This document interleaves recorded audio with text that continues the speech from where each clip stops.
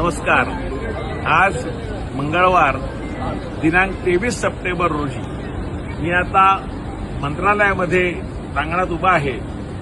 आज राज्य सरकारने जी कॅबिनेट बैठक झाली त्या बैठकीमध्ये वसई, नालासोपारा आणि विरारमध्ये जनतेच्या हिताचा एक चांगला निर्णय झाला.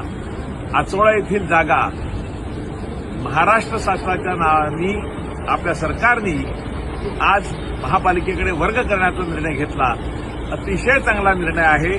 मी माननीय मुख्यमंत्री महोदय आदरणीय देवेंद्रजी, माननीय उपमुख्यमंत्री महोदय आदरणीय शिंदे साहेब, तसेच माननीय उपमुख्यमंत्री अजितदादा पवार, तसेच आमचे लाडके महसूल मंत्री आदरणीय बावनकुळे साहेब आणि राज्याचे लोकप्रिय अध्यक्ष आदरणीय श्री रविदादा चव्हाण साहेब या सर्वांचे मनापासून आभार व्यक्त करतो की त्यांनी आम्हाला सहकार्य केलं आणि ही जागा महापालिकेकडे वर्ग करण्याचा निर्णय घेतला. विनामूल्य अंदाजे 22 कोटीपेक्षा जास्त रकमेची जागा महापालिकेला विनामूल्य वर्ग करण्याचा निर्णय घेतला. मी मनापासून त्या सर्वांचे आभार मानतो.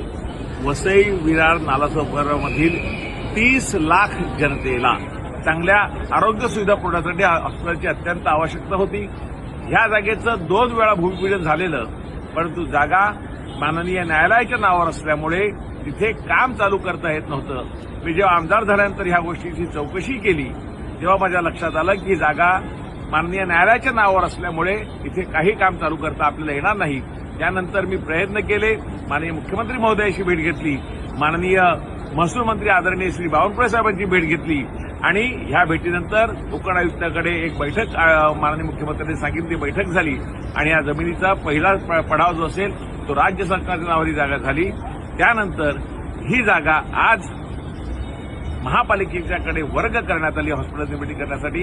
मी पुन्हा एकदा महाराष्ट्र सरकारचे आदरणीय लाडके आमचे देवाभाऊचे, दोन्ही उपमुख्यमंत्री महोदयाचे आणि बावनकुळे साहेबांचे, आदरणीय चव्हाण साहेबांचे मनापासून आभार व्यक्त करतो.